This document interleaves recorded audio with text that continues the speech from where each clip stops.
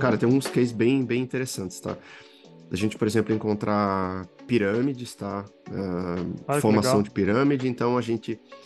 E é interessante nesse caso, porque assim, às vezes quando o pessoal olha para o analytics no mercado financeiro, principalmente para a área de fraude, no mercado financeiro no geral, vamos dizer, há uma tendência a usar machine learning em tudo. Então, normalmente quem está começando agora, né, fica naquela pilha, aprendi data science, aprendi machine learning, vou encaixar machine learning em tudo. E na prática, eram poucas as vezes que a gente precisava usar machine learning de fato.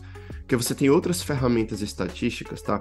Muito voltadas ali a detecção de outlier, teste de hipótese, ou simples análise de séries temporais, e você comparava séries temporais entre elas para medir a diferença, vamos dizer. Isso já era capaz de te dar resposta dos problemas.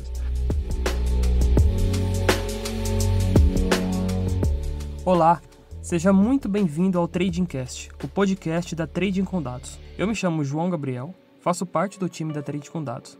E caso você não nos conheça, galera, nós somos uma empresa educacional que faz a ponte entre o mercado financeiro e ciência de dados. Então, se você curte mercado financeiro, programação, tecnologia, matemática, estatística, eu tenho certeza que você vai gostar do nosso conteúdo. Seja você avançado ou iniciante em programação ou em mercado financeiro, você é muito bem-vindo por aqui. Te convido a nos seguir no Instagram, @tradingcondados, e demais redes como Twitter, LinkedIn e Facebook. No episódio de hoje, pessoal, eu vou bater um papo aqui com um dos fundadores da Trading com Dados, o Vitor Gomes. Nós vamos falar sobre como é o dia a dia de um cientista de dados no mercado financeiro, os cases reais que o Vitor já trabalhou, e além de dicas para você, que deseja entrar nessa área que cresce no ritmo exponencial, principalmente dentro do mercado financeiro. Eu tenho certeza que você vai gostar. E aí, Vitor, tudo bem? Fala, João. Fala, pessoal. Tudo bem? Tudo jóia. Muito obrigado pela sua participação aqui hoje no podcast, tá? Eu que agradeço, cara. Estou honrado. Fico muito feliz de participar do nosso podcast aqui da Trade Condados, podcast que cresceu tanto, né, nos últimos meses. Isso graças aí ao seu empenho, sua dedicação em trazer bastante gente qualificada e tá sempre produzindo conteúdo novo. Então, estou muito feliz aí, né, com o ritmo que o nosso podcast está crescendo. Não, obrigado, Vitor. E hoje, pessoal, a gente está trazendo o Vitor aqui para realmente trazer a experiência dele do dia a dia como um cientista de dados, a trajetória. Eu acho que vai servir de inspiração aí para vocês e para quem está desejando migrar para a área também conhecer na prática como que funciona. Para começar, Vitor, eu queria te pedir então, de praxe, para você contar sua história e como que você chegou até a ciência de dados e o mercado financeiro. Maravilha. Então, me apresentar bem rápido, né? Para quem não me conhece, eu sou o Vitor Gomes, sou CEO e um dos fundadores da Trading com Dados. Estou nessa jornada de ciência de dados, de programação, e mercado financeiro já há algum tempo. Acho que vai fazer uns 7 anos que eu entrei nessa, tá?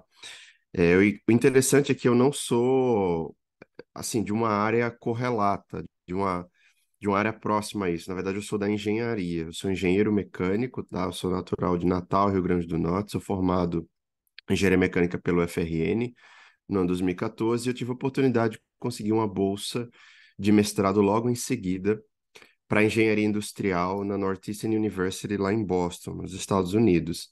E foi durante o meu mestrado em engenharia industrial que eu fui deparado com a escolha de fazer uma disciplina chamada Data Mining for Engineers. Era uma disciplina que era eletiva, era optativa no meu mestrado, só que eu notava que vários dos meus colegas, né, de turma, eles estavam optando por essa disciplina, estavam cursando aquilo, porque naquele momento, ali de 2014 para 2015, era um tema muito falado, muito quente, assim, sabe, nos Estados Unidos. Todo mundo falava em data science, data mining, especialmente o termo data mining era muito comum. Eu lembro que eu andava pela biblioteca da faculdade, via muita gente programando e criando, assim, programa de computador, e eu falava, caramba, que realmente o pessoal gosta de programação, é bem comum isso. Então me chamou a atenção o fato de que muita gente do meu mestrado tomava essa decisão de fazer essa disciplina, era uma disciplina onde o pessoal programava em R, mas muitas pessoas ali na universidade também programavam em R. E então eu pensei, isso aqui deve ter alguma coisa interessante. Essa área que o pessoal está falando, eles estão se dedicando, eles não se dedicariam à toa, né? Tem algo aqui que tem muito Uhum. potencial. Então eu resolvi testar. Eu falei, vou experimentar isso aqui, vou me matricular nessa disciplina e seja o que Deus quiser. Vamos ver. Na época, eu detestava programação, cara. Eu detestava porque a experiência prévia que eu tive na minha faculdade tinha sido muito ruim. Eu aprendi C++ na faculdade, que inclusive é uma língua, uma linguagem, né? Uma linguagem de programação que é muito comum, assim, ao redor do Brasil, né? Que nas faculdades e tal, o pessoal começa aprendendo. Então, logo de cara, você coloca ali as pessoas, né, para aprender sintaxe, né, estrutura de programação, com uma linguagem que é difícil. Então, aquilo para mim foi meio traumatizante, sabe? Então, depois que eu fiz essa disciplina de C++, que eu passei, inclusive, assim, muito difícil, sabe? Quase que eu não passo na disciplina. Uhum. Eu falei para mim mesmo, eu não quero mais mexer com programação na minha vida. Então, eu já vinha dessa bagagem, assim, desse pensamento. Então, fazer essa disciplina em 2014 foi algo desafiador, porque eu teria que ter contato com programação novamente. E meio que tive que aprender o R sozinho, por conta própria, porque na disciplina não se ensinava R, né? Na disciplina o professor ele já começava aprendendo ali, já ensinando data science ou machine learning já direto, sem ensinar o R previamente. Então eu tive que fazer alguns cursos antes, eu fiz inclusive uma formação no Coursera, da John Hopkins sobre R, que por sinal eu recomendo muito para o pessoal, me ensinou bastante. Eu aprendi R com aquela formação e aí consegui ter um bom desempenho na disciplina. Só que a disciplina ela me encantou tanto, tá? Essa matéria que eu fiz no meu mestrado me encantou tanto que eu resolvi simplesmente mudar de área. Eu falei, não, esse negócio de engenharia vai ficar para trás. Aqui tá todo mundo falando de data mining, eu quero focar nisso. E aí, o resto do meu mestrado eu fiz realmente assim uma curva, né, de 180 graus, porque eu me tornei monitor dessa disciplina no outro semestre, então eu apliquei e tal, passei para o processo, né, de monitoria para ser monitor, e a minha dissertação de mestrado eu fiz nessa área também, juntando data science com aviação, que é um tema que eu gosto bastante, inclusive, João, você gosta bastante também, né, uma coisa que a gente tem em Sim, comum aqui, a gente muito. fala muito da aviação. Então eu fiz um estudo de caso, onde eu apliquei ciência de dados para aeroportos americanos, e ficou um estudo bem legal. Inclusive, eu tenho É, vontade de ler isso tudo ainda. Cara, eu tô para te passar ainda, eu tenho o PDF dele aqui. Basicamente, a gente fiz alguns modelos para identificar quais aeroportos nos Estados Unidos tinham potencial para se tornar hubs de linhas aéreas, né? De acordo com N variáveis ali, tanto variáveis que eu Uhum. capturei como variáveis que eu criei. Mas a moral da história foi que eu terminei o meu mestrado muito com essa cabeça de cientista de dados, né? Quero trabalhar em ciência de dados e tal, mas no Brasil não se falava muito ainda. Ainda era muito business intelligence, mexer com dados, criar dashboard. Então o pessoal ainda tinha essa visão, acho que mais, eu vou dizer, entre aspas, arcaica, tá? Arcaica é uma palavra muito boa, porque às vezes eu sinto que eu tô julgando business intelligence, que é uma área importantíssima, mas eu espero que o pessoal do outro lado não me entenda errado. O que eu quero dizer é que muito do que a gente viu, né, do crescimento do analytics no Brasil, há uns 5, 6 anos atrás, o pessoal tratava como business intelligence, como BI, porque a área de data mining, de data science ainda estava amadurecendo. Uhum. Então, esse foi o cenário quando eu voltei para o Brasil em 2016, aplicando para vários lugares, né, esperando me tornar um cientista de dados, até que eu recebi a oferta do Itaú e no final de 2016 vim morar aqui em São Paulo para trabalhar no Itaú como analista de analytics, algo assim, tá? Um analista de dados. E aí, ao longo do tempo ali, o banco ele foi mudando as nomenclaturas e tal, e depois veio com esse cargo realmente oficial de cientista de dados, mas é um processo que levou um tempo. Ô, Vitor, Opa, vamos lá. e só uma curiosidade. Nessa história toda, você falou que lá você programava em R. E quando que entrou o Python? Cara, excelente pergunta. De fato, acho que nos primórdios da ciência de dados, ou do data analytics, vamos dizer assim, de forma geral, o R ele tinha muita força, né?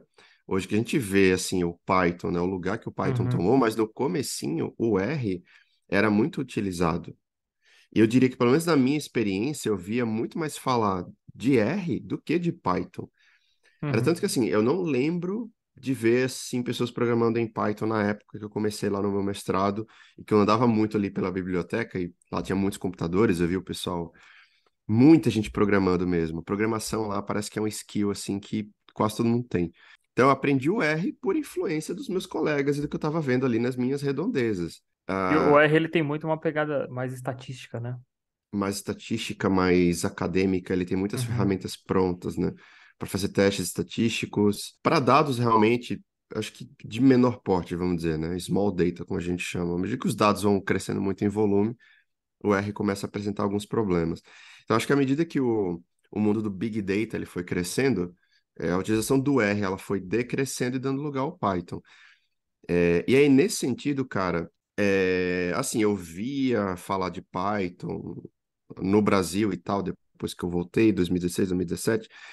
Só que foi um processo que aconteceu comigo enquanto eu estava no Itaú. Uhum. Então, à medida que, né, eu estava trabalhando no Itaú e eu vi a área de dados no Brasil amadurecer, a utilização de Python aumentou muito. Tanto que eu via cada vez mais as pessoas lá entrando no Itaú, né, os meus companheiros de banco, vamos dizer, aprendendo Python e utilizando o Python e todo mundo falando, ó, isso aqui no Python é melhor e tal. E aí, cara, não tive jeito, né? Meio que foi picado por esse mosquito, vamos dizer, entre aspas, né? Foi contaminado com essa tendência boa, tendência ótima, na verdade. E aí eu falei para mim mesmo, cara, tem que dar meu jeito aqui e aprender Python enquanto eu estou trabalhando em R aqui no banco. Então eu comecei a procurar por conta própria, tá? E aí fazendo Coursera, Udacity, eu lembro que eu fiz uma formação da University of Michigan, que eu nem sei se existe ainda no Coursera, mas lá foi basicamente que eu aprendi Python. Isso era cara, 2017 para 2018, tá? Sim. E aí, depois do Itaú, você continuou na, no mercado financeiro? Continuei porque é interessante que o Itaú abriu muito a minha visão para o mercado financeiro brasileiro. Então, Uhum. assim, eu já tinha voltado dos Estados Unidos com uma graninha que eu tinha juntado, que eu trabalhei lá, né? Uhum. Então, primeiro, eu não sabia o que fazer com esse dinheiro quando eu voltei para cá. E segundo, que trabalhando no mercado financeiro, trabalhando no Itaú, eu tinha contato com áreas, né, de produtos financeiros, ativos financeiros, investimentos, etc. Então, aquilo foi me interessando. Então, eu comecei a investir no mercado financeiro, de forma meio tradicional, né, como o investidor brasileiro faz. Então, começa pela renda fixa, vai testando ali o Tesouro Direto, vai ganhando confiança, depois vai para a Bolsa de Valores. Bem, comigo foi assim.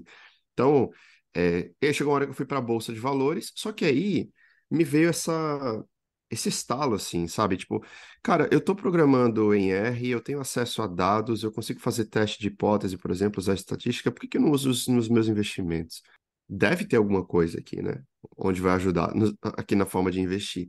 E aí eu comecei a trabalhar com isso para os meus investimentos, assim, mas sem mostrar para ninguém. Então, eu ia lá no site da Yahoo Finance, baixava uns dados manualmente, depois importava lá no R, fazia alguns gráficos, fazia a matriz de correlação, risco-retorno e tal.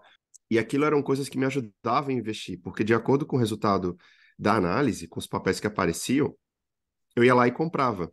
Eu falei, cara, legal isso aqui, pode ser que alguém mais se interesse. Então eu abri esse blog aí, chamado Trading com Dados. Eu falei, vou publicar. E aí publicava, não sei o quê, né? E aí, com o tempo, esse blog ele foi crescendo, foi ganhando força, né? Até que um momento mais pra frente, eu e o Lucas, né, que hoje é meu sócio, o Lucas era meu roommate na época, a gente trabalhava junto no Itaú. A gente falou, cara, vamos transformar isso aqui numa iniciativa educacional, porque eu acho que o pessoal está bem interessado. E aí virou a Trade com Dados que a gente conhece hoje. Mas enfim, nessa época de Itaú, o Trade com Dados era um blog, né? Uhum. Até que em um momento, em 2018, eu recebo uma ligação de alguém da XP que fala assim, ó, indicaram o seu nome aqui, a gente não sabe exatamente quem você é, de onde você é e tal, só que seu nome apareceu. E é um mistério também. A gente não, não sabe até Até hoje como hoje. que quem me indicou, como é que meu nome apareceu, enfim. E aí eu fui chamado para algumas entrevistas na XP e tal, e aí acabei passando um processo seletivo lá. E aí migrei para XP, né? Uhum. Comecei trabalhando no RH da XP, eu trabalhei em algumas áreas lá na XP, tá? Passei pelo RH, prevenção à fraude, depois eu fui para diretoria de risco. Lá dentro trabalhei principalmente com compliance, tá? Compliance, fraude, manipulação de mercado, trade surveillance. Foi algumas das coisas que eu trabalhei lá dentro. Tive a oportunidade de ser promovido também algumas vezes, então passei de sênior, especialista, depois coordenador. E aí, meados de 2021, quando essa iniciativa da Trading com Dados já estava assim grande o suficiente, eu não estava conseguindo tocar as duas coisas ao mesmo tempo, saí da XP para focar exclusivamente na Trading com Dados. Então, resumindo, é isso, cara. Resumindo, se- quase, na verdade, eu resumi quase 10 anos aí da minha trajetória. Mas é uma trajetória muito, muito bonita, muito legal, cara. Obrigado. E é legal ver também que você vem da engenharia, a gente vê muitos cientistas de dados dessa área, né, de estatística, engenharia, mecânica, elétrica, computação, das exatas em geral, né? Uhum. É muito bacana. Exatamente. É, eu noto que, assim, tem algumas habilidades, tem algumas skills que o pessoal que vem dessas áreas naturalmente vai ter mais trabalhado, vamos dizer. Não quer dizer que em outras áreas isso também não esteja presente, mas é que na engenharia você constantemente exercitado nesse sentido, que é uma habilidade que eu reforço muito aqui para os alunos, para os mentorados, que é assim, a gente tem que sempre estar orientado em tudo que a gente faz na nossa carreira em resolução de problema. Então, problem solving skills. Você tem um desafio aqui, você tem um problema, como é que você vai resolver? Então, Uhum, não importa se você está fazendo um negócio aqui por exemplo, se eu estou resolvendo um case que parece complexo, mas eu estou usando a média e o desvio padrão, sabe? Não importa, você uhum, tem que resolver o problema. uhum. Então, eu acho que na engenharia a gente desenvolve muito essa mentalidade. O que é que eu tenho que fazer aqui para resolver o problema? De uma forma tempestiva, de uma forma rápida. Desenvolve o E eu raciocínio acho que é uma lógico também. mentalidade. Exatamente, exatamente. Eu acho que é uma mentalidade que o mercado financeiro pede, sabe? Então acaba encaixando, não é à toa que a gente vê realmente muita gente da engenharia acaba entrando no mercado financeiro. E isso é legal, sua trajetória e também essa questão de pessoas não só que são formadas em computação, em estatística, mas de engenharia, trazendo até o exemplo da sua trajetória, que a área de dados ela é muito interdisciplinar, né? Então, às vezes uma pessoa é formada numa área, não está satisfeita e se interessar nessa área de ciência de dados, o mercado está aberto para ela, né, Vitor? Cara, isso foi uma das coisas que me encantou também, sabe? Uhum, Enquanto eu estava fazendo o meu mestrado, porque isso é uma característica que eu vi lá mesmo nos Estados Unidos, eu vi aqui com muita gente no Brasil, que assim, você não precisa de um degree, né? De uma formação formal, vamos dizer. uhum. É, então, para várias outras profissões, você tem que ter de fato aquela graduação, o mestrado na área, o MBA Começar e tudo de tal. novo, do zero, 5, 6 anos. Exatamente, que acaba às vezes frustrando muita gente. Pô, mas vou ter que começar uma graduação nova. Então, assim, a ciência de dados, ela te dá a oportunidade de você entrar na área, sabe, com esse atalho, cortando o caminho. Você não tem que fazer uma graduação nova. Então, realmente, nos últimos anos, foi aparecendo muita coisa, em termos de mestrado, de graduação e tal. Mas a moral da história é que, assim, se você junta as habilidades que eventualmente você já tem de estatística, né? Se reforça ali aquelas habilidades, junta com programação, né? Você coloca ali habilidades de análise exploratória de dados, GDA, com machine learning, né? Uhum, Ah, cara, você já tem ali um perfil interessante para tentar vagas de entrada em ciência de dados. Se uhum. você fizer alguma formação no Coursera, Udacity e tal, e depois mostrar a capacidade de resolução de problemas, que você consegue resolver problemas reais do mundo da ciência de dados, você já tem um perfil bem interessante, né? É óbvio que assim, à medida que muita gente vai entrando, a barra ela vai subindo. Então, para se destacar, você tem que ir um pouco além, né? Isso. Na minha época ali, que eu comecei, eu via muita gente entrando, eu tive a oportunidade de acompanhar, né, muita gente que estava entrando também, 2017, 2018, eu via gente ali que, cara, o cara fez um curso no Coursera, no Udacity, outros cursos brasileiros e tal, conseguiu a migração de carreira para cientista de dados. Uhum. E aí, à medida que a barra ela vai subindo, né, vai ficando mais complexo, óbvio, você tem que mostrar mais coisa. Mas eu não acho que você tem que fazer uma graduação, sabe, do zero, uma nova graduação para conseguir uma migração de carreira. É perfeito. Eu queria puxar num ponto aqui, Vitor, até uma curiosidade minha particular, né, que eu também entrei nesse mundo de dados por buscando uma migração de carreira, venho de outra área. principalmente essa dúvida em relação ao mercado financeiro. Você passou em duas grandes instituições, que é o Itaú e a XP Investimentos. Como que era o dia a dia ali como cientista de dados? O que que vocês faziam? Bacana. Cara, pergunta interessante, acho que bem importante para quem quer fazer uma migração para o mercado financeiro. Acho que a primeira noção que a gente tem que ter é que o mercado financeiro ele é muito vasto, tá? Então não dá para a gente englobar, simplesmente falar assim, quer trabalhar no mercado financeiro, beleza. Itaú e XP vão ser parecidas nesse quesito. Não, eu não acho. Então, se você vai para o varejo, você vai ter certos cases ou uma certa Uhum, linha de atuação que é diferente, por exemplo, do institucional, do atacado. O próprio Itaú internamente tem essas diferenças, né? Então, se você trabalhar, por exemplo, na área mais de mercado de capitais, na asset, na parte de private bank, de investimento, você vai notar as diferenças. Então, acho que a primeira coisa é entender o mercado financeiro, quais são as áreas dentro do mercado financeiro, o que que mais se encaixa aí com o seu perfil, né? uhum, O que a gente vê com aqui os nossos alunos, mentorados e tal, é que muita gente vai para investimentos, tende a ser normalmente o foco do pessoal. Investimentos, trading, né? Mesa de trading, por exemplo, asset, mercado de capitais mesmo, tende a ser o foco do pessoal, nem tanto o varejo.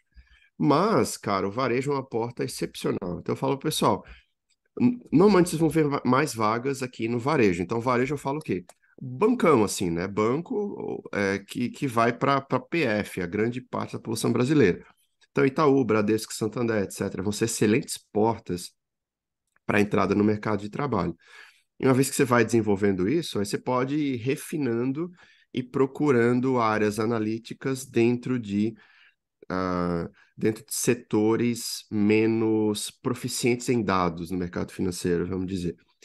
Que, como eu falei, a parte de asset, a parte de back office, a front office nas assets, tá? uhum. Research. E aí o seu diferencial ele tende a aumentar. Mas, enfim, trazendo um pouco para o meu cenário.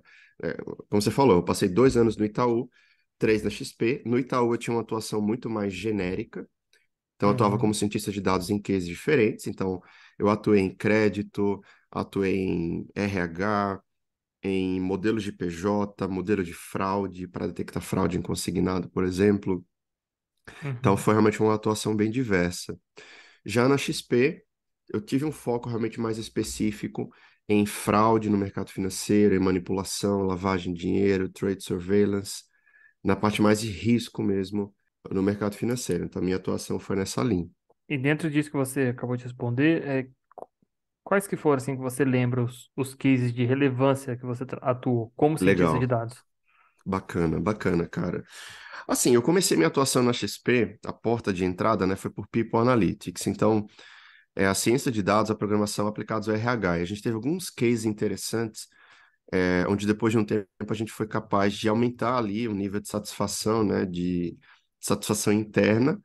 E muito do que a gente fazia era com base em analytics. Então, alguns modelos preditivos, algumas estatísticas descritivas, a gente Uhum. percebia ali o que estava doendo mais, vamos dizer, né, no dia a dia dos colaboradores da empresa e ia trabalhando e aquilo ao longo do tempo teve um efeito muito positivo. Mas eu passei um ano, o resto do meu tempo foi realmente trabalhando mais com fraude, manipulação de mercado, etc. Cara, tem Uhum. uns cases bem, bem interessantes, tá? A gente, por exemplo, encontrar pirâmides, tá? Olha que Formação de legal. pirâmide, então a gente e é interessante nesse caso, porque assim, às vezes quando o pessoal olha para o analytics no mercado financeiro, principalmente para a área de fraude, no mercado financeiro no geral, vamos dizer, há uma tendência a usar machine learning em tudo. Então, normalmente quem está começando agora, né, fica naquela pilha, aprendi data science, aprendi machine learning, vou encaixar machine learning em tudo. E na prática, eram poucas as vezes que a gente precisava usar machine learning de fato. Porque você tem outras ferramentas estatísticas, tá? Muito voltadas ali a detecção de outlier, ou teste de hipótese, ou simples análise de séries temporais, e você comparava séries temporais entre elas para medir a diferença, vamos dizer. Isso já era capaz de te dar resposta dos problemas. Uhum. Então, por exemplo, a gente fazia análise de clientes versus assessores de investimento, etc., e via ali o padrão financeiro, vamos dizer. Quando aparecia alguma disparidade, a gente pegava aquele caso ali para ver com mais profundidade, né?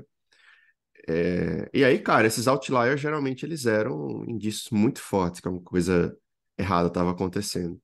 Então a gente já conseguiu descobrir coisas de, sabe, uma magnitude muito grande. Obviamente não posso dar detalhes aqui, né, porque era algo Uhum. assim sigiloso da empresa, mas magnitude assim de alguns milhões de reais.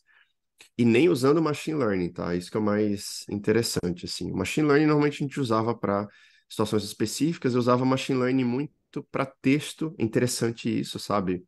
Modelos de detecção de padrões em texto. Então, dado um e-mail, dado um texto que eu tenho aqui, eu dou um rótulo para ele, né? O label, um label para ele. Então, esse texto aqui representa fraude, sim ou não? E aí eu vou treinando, a gente treinava milhares de ah, a gente fazia um label, né? Rotulava milhares de textos, treinava o modelo com isso, e o modelo depois recebia os textos e dizia se aquele texto era uma potencial fraude ou não. Era um modelo que a gente Uhum. usou também para identificar potenciais comunicações estranhas. O que mais a gente fez, cara? A gente chegou a experimentar um pouco deep learning, a questão de chamada telefônica, sabe? Então, de acordo com Uhum. o que a pessoa está falando no telefone ou o tom dela, será que aquilo pode estar representando uma fraude? Acabou sendo um modelo meio caro na época para implementar, a gente é, descartou a ideia, né? Engavetou por um tempo. Então é bem nessa linha, assim. E a gente já usava bastante estatística também para o trade específico. Isso é Uhum. interessante, porque a gente olhava, às vezes, para papéis líquidos ou pouco líquidos, padrões de trade, então quem estava entrando, quem estava saindo, analisava o book de ofertas, né? E a gente conseguia detectar padrões ali de descasamento, quando você tinha ali spreads muito altos, você conseguia ver claramente manipulação de papéis. E é interessante que a gente já identificou manipulação de mercado que por trás, na verdade, era uma pirâmide financeira. Então, meio que a pirâmide, não a pirâmide, desculpa, a lavagem de dinheiro. Então, é uma lavagem de dinheiro feita usando o mercado. É uma coisa bem doida, cara. Enfim, Nossa, tem alguns que cases loucura. bem legais, bem interessantes. Você comentou um ponto aí, Vitor, que eu acho que de todo mundo que eu entrevistei aqui já no Trading Cast, eu acho que 9 em cada 10 falam. Não adianta montar uma bazuca para matar uma formiga, né? Acho que essa frase praticamente todo mundo fala. E isso que você comentou da machine learning, muitas vezes ferramentas muito mais simples, rápidas e baratas resolvem no dia a dia, né? Sim, é uma coisa unânime praticamente entre quem vem aqui no podcast falar isso. Cara, isso para mim ficou muito claro. Assim, é bom a gente lidar com as áreas de negócio da empresa, lidar com quem sabe, né, do negócio, justamente porque é quando a gente meio que é, a gente consegue pisar em terra firme, vamos dizer, né? Coloca os dois pés no chão e tem realmente ideias mais concretas. Eu lembro que quando a gente estava Uhum, começando a investigar formação de pirâmide, eu apresentei para o meu diretor uma proposta que era um modelo de deep learning. Acho que primeiro eu tinha proposto uma clusterização de clientes, que depois eu ia fazer um deep learning, que eu não lembro exatamente agora o que que era. Eu acho que era alguma coisa, na verdade, de aprendizagem por reforço, cara, reinforcement learning. Mas a minha ideia era que a gente tivesse um modelo que ao longo do tempo fosse identificando a modificação aí desse comportamento, né? Porque a gente uhum, acreditava que a pirâmide ao longo do tempo, o perfil, né, do fraudador ia mudando, que ele ia se adaptando, vamos dizer. Tinha aquele efeito de se adaptar como se fosse uma bactéria, né, que se adapta ao antibiótico. Ela vai uhum, começando a criar uma resistência, então a gente tinha que acompanhar o perfil, a mudança do perfil daquele cara. Enfim, era algo razoavelmente complexo. Eu apresentei isso pro meu diretor, ele falou, cara, quanto tempo você vai levar para fazer isso aí? Eu falei, olha, acho que a primeira versão sai em 3 meses. Aí ele falou, tá, mas você acha que a gente tem 3 meses aqui, com os casos de pirâmide eventualmente aparecendo? Eu falei, cara, 3 meses eu acho que não, mas talvez em menos tempo a gente consegue ter um protótipo, tal, em um mês. Ele falou, cara, por que que você não tenta algo mais simples? uhum, Vamos tentar vamos começar com estatística básica, né? Vamos ver, pega a média, quanto esses caras estão transacionando ao longo do tempo, né? Pega a média, pega o desvio padrão, vê se ali ao longo do tempo eles estão ficando realmente dentro daquele intervalo, vamos dizer, né? Você tem um intervalo de X desvios padrão, vamos dizer que você tá acompanhando ao longo do tempo. E aí o cara tem um outlier, saiu muito. Ah, vamos investigar por que que saiu. Então foi a Uhum. ideia dele. Cara, mas aquilo pro business, pro negócio, faz muito mais sentido, Ah, com certo? certeza. Porque você tem um risco, o risco inerente daquele projeto, ele é muito alto, é muito grande. Então, assim, não adianta a gente pensar no que é bonito, no que é glamuroso, no que é extremamente difícil, sendo que a empresa tem um problema gigantesco, ela precisa resolver. Então, assim, apresenta uma solução rápida que faz sentido para o negócio. Eu acho que é isso, na verdade, no fim do dia, que vai contar ali para o reconhecimento, para o mérito, né? E foi isso que a gente fez, na verdade, foi um negócio que funcionou muito bem, muito bem. A gente descobriu muita coisa. E ao longo A do gente, ao tempo longo do ia tempo, aprimorando, né, Vitor? ao longo do tempo, a gente ia aprimorando, a gente ia acompanhando outras variáveis, a gente chegou a criar relatórios e painéis ali para acompanhar isso ao longo do tempo, Uhum. mas, cara, a moral da história é que não precisou reinventar a roda e funcionou até melhor do que se eu tivesse parado vários meses para criar aquilo, sabe? Então, uma coisa que eu Interessante. falo muito também para o pessoal, vocês querem trabalhar no mercado financeiro? Tenham tempestividade. No mercado financeiro, a gente tem que ser tempestivo, tá? Então, acho que é um exemplo legal aí Uhum. de modelo barra técnica, né? Às vezes o pessoal pergunta, que modelo você usou muito no mercado financeiro? Eu falo, cara, assim, mais recentemente na minha jornada, eu não usei nem modelo, eu usei estatística. Usei Até isso teste de é. hipótese. É, Aham. Até era uma coisa que eu ia perguntar para você sobre técnica e modelagem, e acho que já está muito bem respondido. maravilha. Isso não quer dizer, né, pessoal, que a gente fala que machine learning não é bom, de forma alguma, né? Mas, assim, como o Victor Uhum, falou, existem casos e casos, às vezes é necessário, mas muitas vezes não, e não só porque é mais avançado ou mais glamuroso que tem que ser usado. Às vezes o mais simples é o que resolve. uhum. Cara, e você sabe que às vezes eu usava muito modelos mais simples, como por exemplo, árvore de decisão, regressão logística, não para predição em si, mas eu usava o modelo para ver o resultado do modelo, Uhum, porque a equação que ele passava depois, principalmente regressão logística, né? Você pode quebrar a equação ali e ver os componentes dela, ela ia ela te dava muita informação sobre a influência de cada variável, né? Sobre o peso de uhum, cada variável. Ou se você pega, por exemplo, uma árvore de decisão e você vê ali as regras, aquelas regras já te dão também muitas pistas com relação ao comportamento daquela amostra que você está investigando. Então, uhum. muitas vezes a gente usava modelos mais clássicos de machine learning para isso, para fins descritivos. E é uma coisa que eu não via muito pessoal fazer. Então, era uma aplicação interessante também. Interessante mesmo. Ô, Vitor, me diz uma coisa, dentro do mercado financeiro, né? Quais áreas que você vê aplicáveis para um cientista ou para um analista de dados? Legal. Cara, tem muita coisa. Hoje, realmente, a gente está vendo um crescimento muito forte, assim.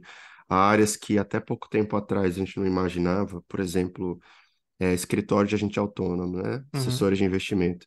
A gente já vê assessores de investimento contratando, formando analistas de dados, seja para ter um dashboard, um BI, para acompanhar métricas internas, acompanhar a captação, acompanhar a receita, acompanhar o número de clientes, que é muito interessante, então já abre uma oportunidade.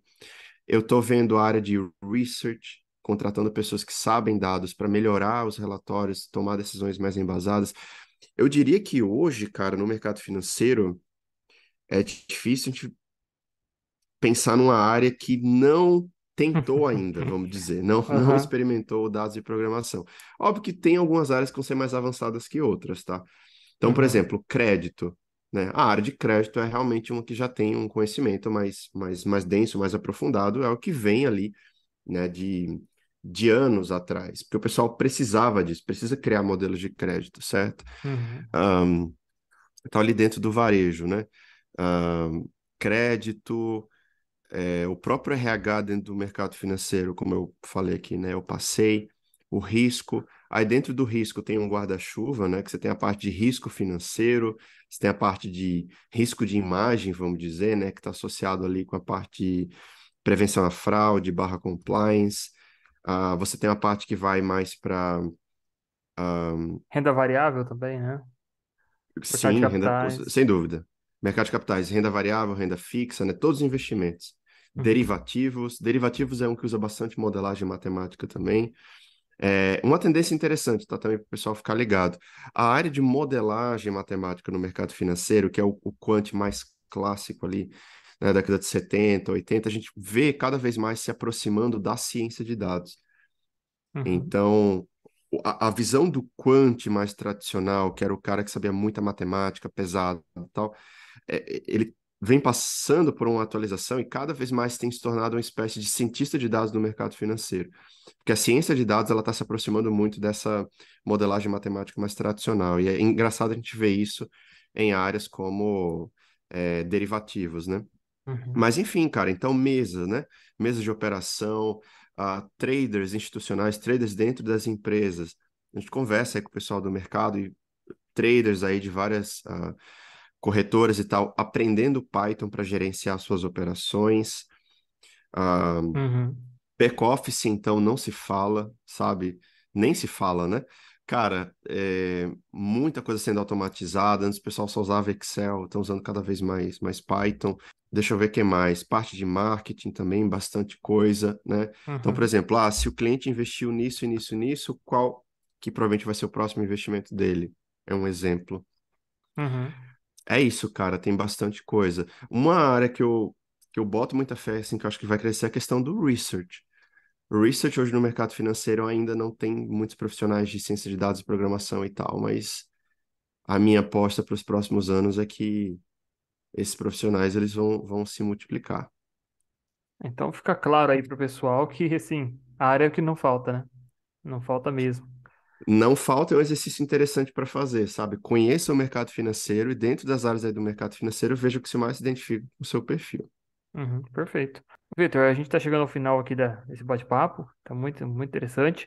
E, assim, para finalizar, eu acho que muita gente pessoa que está nos ouvindo, vai ter essa dúvida, né? Ah, eu quero migrar de área, ó, eu sou novo, tenho 17, 18 anos, gosto dessa área de computação, matemática, quero iniciar uma carreira. É, dentre vários, né? Qual que é o caminho que você indica para quem quer, assim, agora focar em se tornar um cientista de dados, principalmente aí para o mercado financeiro? Cara, vamos lá. Na minha experiência, né, o que eu passei e vi outras pessoas passando também, muito da dificuldade dessa área vai estar relacionado com a programação. Então, a ciência de dados, ela é difícil, você tem realmente ali uma matemática, uma estatística que você tem que saber, e ainda quando você entra na parte de machine learning para conhecer os modelos, isso tem uma carga de dificuldade, mas normalmente o calo do pessoal fica na programação. Então, assim, se esse é o seu caso, se você não sabe programar, já tentou, teve dificuldade. Então, no começo, foca em boas habilidades de programação. Hoje tem muita coisa online, coisa inclusive gratuita, né? O próprio canal da Trade com Dados está aí de prova. Então, você tem conteúdo para dar os seus primeiros passos e você consegue é, já desenvolver alguns códigos, algumas rotinas em Python. Recomendo começar em Python, tá? De fato, é interessante ter o R no portfólio de carreira, mas não é algo obrigatório. Se você tiver o R, vai aumentar as suas chances, mas acho que o Python só já resolve o problema. E aí, uma vez que eu tivesse esse embasamento aí na programação, eu iria para a ciência de dados de fato, que também hoje nós temos formações online, cursos aí é, disponíveis, né? Que você pode começar a sua carreira. Quando eu era gestor no mercado financeiro, né, eu participava de processos seletivos, muito do que eu estava focado em ver, né, que eu procurava nos candidatos, não era necessariamente a experiência, tá? E o que eles fizeram? Óbvio, você tem um candidato com experiência prévia, é algo interessante, dependendo da senioridade da vaga, né? Se é pleno, sênior, Uhum, você quer realmente uma pessoa que já tenha tido mais experiência. Mas o que a gente procura na prática é a capacidade de resolução de problema. Então, dado que a pessoa tem as habilidades A, B e C, por exemplo, será que se eu colocar essa pessoa aqui no meu time, ela vai conseguir ajudar para resolver os problemas que nós temos? Então, essa é a linha que o pessoal tem que pensar. Então, assim, se eu quero demonstrar que eu tenho boas capacidades de resolução de problemas, o que que eu tenho que fazer? Você tem que ter um portfólio de carreira. Então, tem um portfólio de carreira onde você demonstra ali em alguns projetos que você consegue resolver problemas concretos. Eu geralmente recomendo para o pessoal pelo menos 3 ou 4 projetos no seu portfólio. Então, não sei, criei um dashboard que mostra a situação da minha carteira, né? Que Uhum. atualiza a cada hora, sei lá, vamos dar um exemplo. Ah, eu criei uma rotina aqui, onde automaticamente ah, eu atualizo um indicador, uma estratégia, e depois eu envio as ordens automaticamente pelo Python, compro e vendo, etc. Dando aqui algumas situações, alguns cases que o pessoal poderia colocar no portfólio. Mas eu acho que demonstrar essa proficiência, essa capacidade, sabe, de unir todas as skills que você tem, essas habilidades, na resolução concreta de problemas concretos, eu acho que é muito mais impactante, sabe, do que ficar jogando um monte de coisa no currículo. Então, eu diria para o pessoal pensar nessa linha.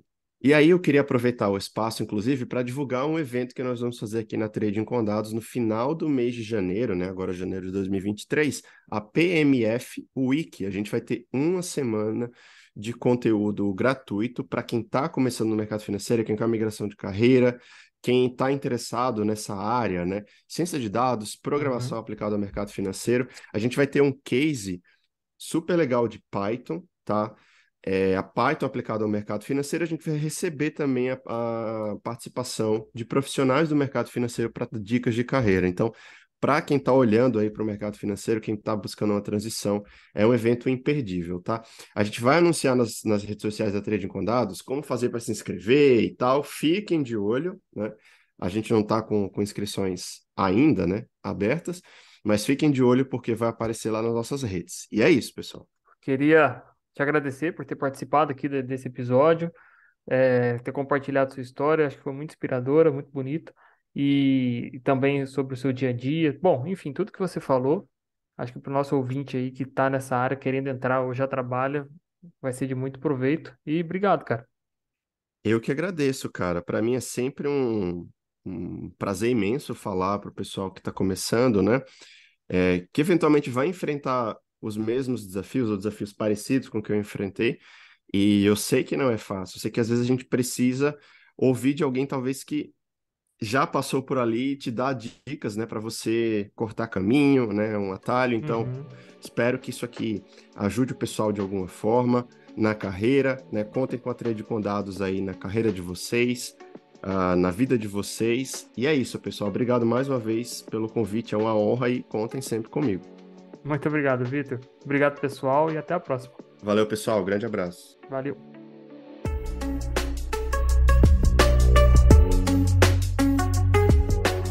Eu queria te agradecer por ter vindo até aqui, ter ouvido todo o nosso podcast. Nos siga nas nossas redes sociais, @tradingcondados, para ficarem informados sobre todas as nossas novidades. Um abraço e até a próxima.